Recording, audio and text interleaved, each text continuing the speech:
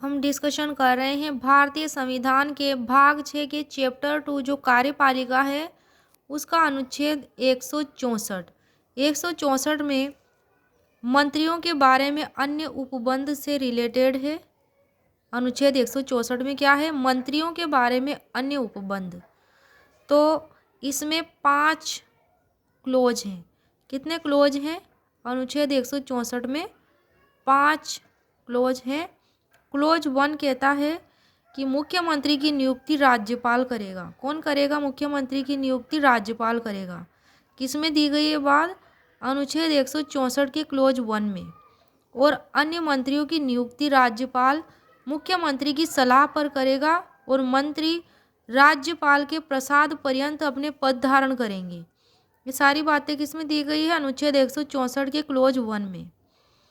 परंतु है इसका क्लोज 1 का छत्तीसगढ़, मध्य प्रदेश, ओडिशा और झारखंड, इनमें जनजातियों के कल्याण का भार साधक एक मंत्री होगा जो अनुसूचित जातियों और पिछड़े वर्गों के कल्याण का या किसी अन्य कार्य का भी भार साधक हो सकेगा।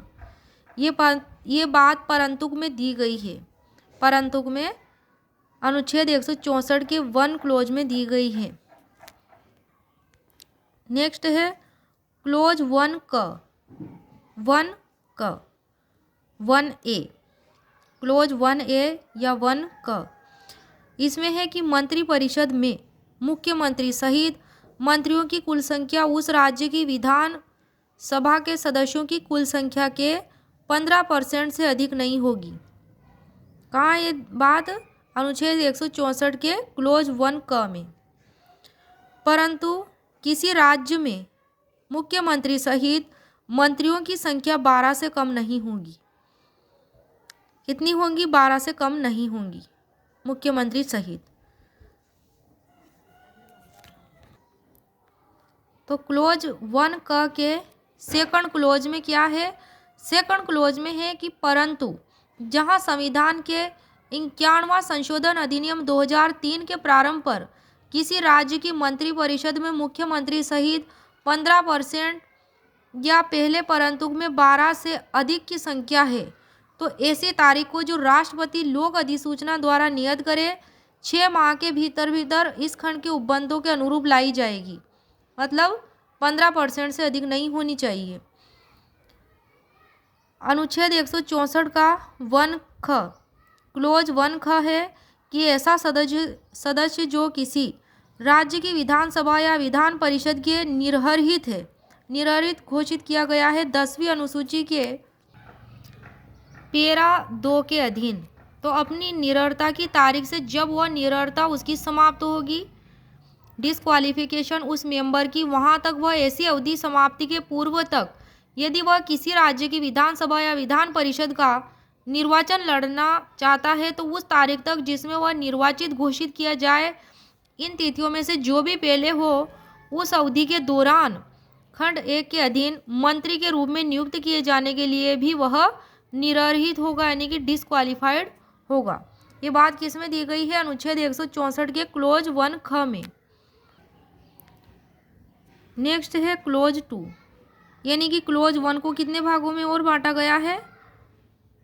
1 और 1 यानी कि 2 भागों में एक्स्ट्रा और इसे बांटा गया है अनुच्छेद 164 के क्लोज 1 को, यानी कि क्लोज ए और क्लोज बी, और ख।